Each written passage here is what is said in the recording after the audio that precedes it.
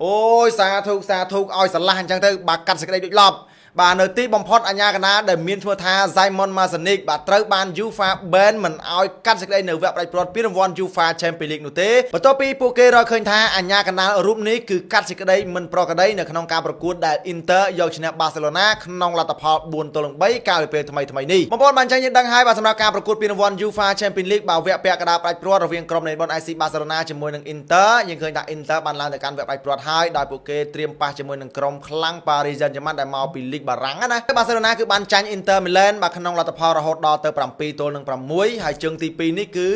Inter យកឈ្នះក្នុងលទ្ធផល4ទល់នឹង3មែនតើបាទតាក់ទងជាមួយនឹងការប្រកួតជើងទី2នេះគឺមានរឿងរ៉ាវចម្រូងចម្រាសច្រើនមែនទែនបាទតាក់ទងជាមួយនឹងការកាត់សេចក្តីរបស់លោក Masonic បាទទី1គឺកន្លែងដែលកីឡាករ Gerard Martin Dul ក៏មិនបានផ្ដល់បាល់ free kick ទៅឲ្យ Barcelona ហើយកន្លែងនោះហើយដែលធ្វើឲ្យក្រុម Inter Milan រកគ្រាប់បាល់មកគ្រាប់បន្ថែមទៀតនឹងឯងមួយវិញទៀតកន្លែងដែលបាទកីឡាករបាទ Kubasi ទៅស្លាយ Martinez ឲ្យដួលនោះក៏មើលទៅមិនតំណងដែរសម្បីទៅលោកបាទ Arsene Wenger ដែលជាគ្រូបង្វឹករបស់ Arsenal កាលពីមុនណាក៏គាត់បាននិយាយថាបាទលោក Masonic កាត់សេចក្តីកន្លែងនេះគឺមិនត្រឹមត្រូវនោះទេ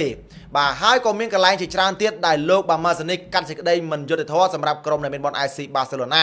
អញ្ចឹងដោយសារតែរឿងរ៉ាវទាំងអស់នេះហើយធ្វើឲ្យអ្នកគ្រប់គ្រងអ្នកវិភាគច្រើនបានលើកឡើងថា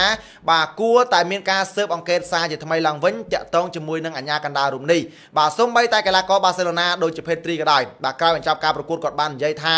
បាទ